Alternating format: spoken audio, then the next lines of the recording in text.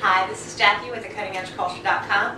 Here I have Jon with Dance Gavin Dance, ready to headline a show in Baltimore.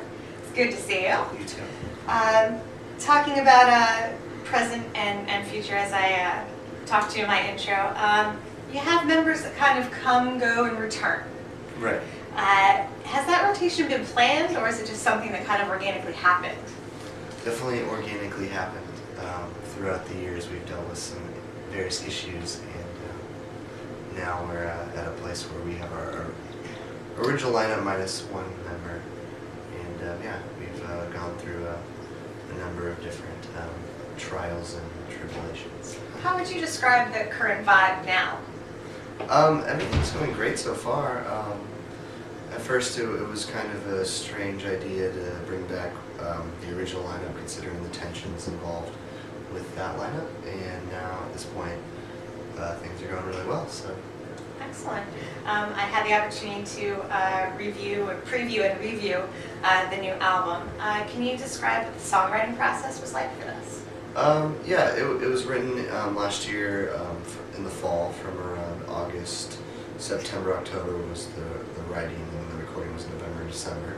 And our guitar player Will is the main writer. He did both guitars on the record, and yeah, him and Matt and Eric basically wrote music all together, primarily Will, and from there he demoed songs in pre-production, and then we went into the studio in November, and then Johnny and I did put down the vocals, so pretty straightforward. Okay, so it sounded like everybody had their own little piece Right. of the puzzle.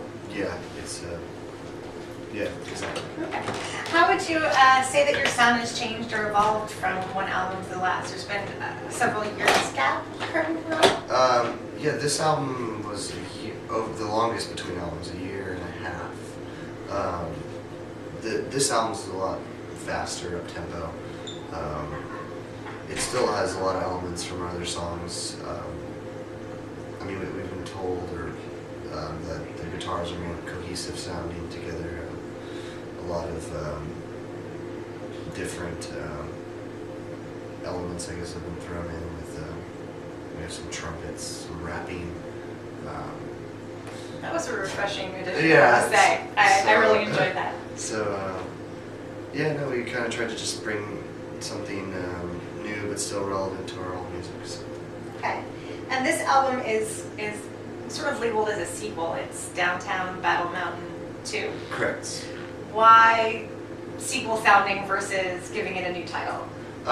We call it sequel, or we named it the sequel because it is the original lineup. Not that it sounds like the same album, it just has the same members. Because the previous record was basically all completely different members almost, besides Will and Matt. So this one is the sequel to our first full length, so, in terms of lineup. But it is relevant in some ways in sound, but for the most part it is a completely different album. So. What's the background behind the original title in the first place? Oh, we had to get a title, and we kind of came up with all these different names, and some of them they weren't working. Some people didn't like them. Labels said we don't like that, or how about this, kind of going back and forth. And we were on tour. We stopped at downtown Battle Mountain, Nevada, and their downtown consists of like a gas station, and it was just like, I don't know, we suggested that name, and for some reason I was like, yeah, that's great. And so that was the compromise out of all of our other ridiculous titles. Nevada's interesting like that. I used to live out there, and right. If you go outside, 5 miles outside of an actual urban area, it's right. There's not really creepy. Not much at all. Yeah. So. Okay, so you've got sort of a sequel, but with original founding members. A lot of the lyrics on the previous album, as well as this album, seems to discuss a few core issues, and as most albums do, stay to a few ideas. Intimacy versus loneliness being one of the things. Would you prefer, are you the type of person that prefers long-term, short-term intimacy, or be alone? I've always had long-term relationships. I have a girlfriend right now. And, she would like to hear that. Yeah, I've gone through a number of year-plus relationships. So Yeah, Johnny's lyrics typically deal with, I guess you could say, sex and drugs and rock and roll, but yeah, no, intimacy and loneliness and all that stuff. And then mine kind of go off on other tangents. So. What makes a good, or if you've, and I don't wish this upon you, right after a breakup, what's a really good song to listen to? Especially if you've been dumped, which happens to me way too. I typically try not to listen to anything too sappy because it just kind of exacerbates the feelings of heartbreak, I guess. So no, I do remember though when I was in high school listening to some like sort of dashboard confessional, the early November, Taking Back Sunday or something like that, kind of bringing out those sad feelings. But no, I don't really go there anymore. No more sitting on the floor listening to dashboard, throwing the photos in the fireplace. That kind of, that's reminiscent. I have kind of a corny, nostalgic feeling when mixed together. So.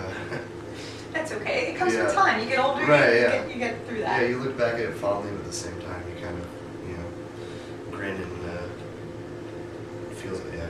Anyway. Okay. I've read different reports, and maybe this is more back about South by Southwest, but a lot of reports saying that that the band tonight is going to play only songs from downtown Battle Mountain 1. Is that true? Oh no, that's not true. I mean, the tour is only songs from the downtown 1 and 2. Okay. That's the tour, and we are talking about playing songs from the other CDs on Warped Tour, which would be our next tour. But yeah, no, it's both songs we play. Equal opportunity. Yeah, we do play more of the new record actually, but we played a number of the songs from the first. So. Okay. And you just wrapped up South by Southwest. Right. You were headlining for the RV Foundation. Yeah, we didn't headline, but we were one of the kind of direct support headlining. What was crowd response like? Well, you mainly play to a lot of the industry people, and they let in like a select amount of fans, maybe 100 or so. So yeah, it's fun. But basically, yeah, I don't know. South by has kind of become this huge drunken fest of just people, and not a lot. I don't know. It used to have tons of good bands, but not that there aren't good bands still. But it's sort of devolving into this Mardi Gras type thing instead of a musical fest. Speaking of musical events, I'll just say evolving and leave my opinion out of it. You did mention Warped Tour. Online response, I've been checking throughout the week. It's been really positive. They're stoked that the band's going to be on tour. Is it all the current members right now as the band stands, all going on Warped? Well, right now we have Jordan and Josh filling in on bass and guitar. And then for Warped Tour, our original bass player Eric is supposed to come and play. So that would be 5 of the 6.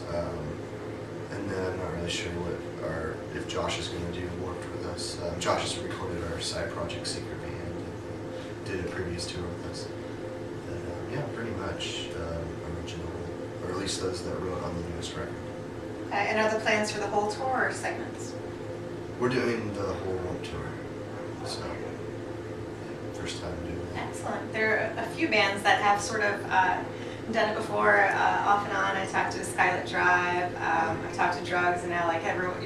There's this weird, and you mentioned kind of de-escalating of certain aspects of it, and it's like there's a kind of a little fervor going on of like, why are all these? Yeah. What's the word I'm looking for? Well, there's definitely the whole like original punk rock bands that have been playing it forever.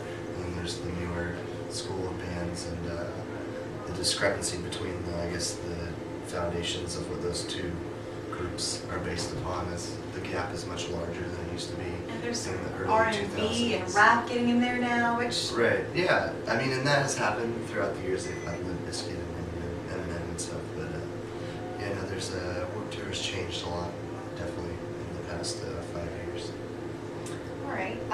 Speaking of of tours as well, I've asked this question of Craig Owens as well as Vic Fuentes, and I don't know how much you could answer this, but kids are also wondering if anyone would consider doing sort of like an Isles and Glaciers revival and/or like conglomerate tour of Pierce the Veil, Drugs, and Dance Gavin Dance.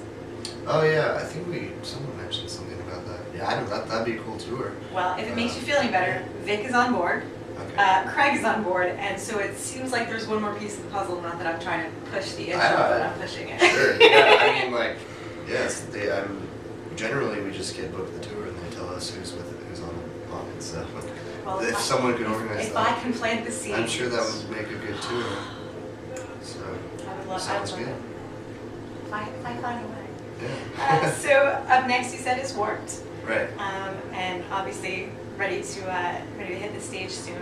Like I mentioned before, our website merch is entertainment with social causes. Are there any causes or charities that are near and dear to you and or the band?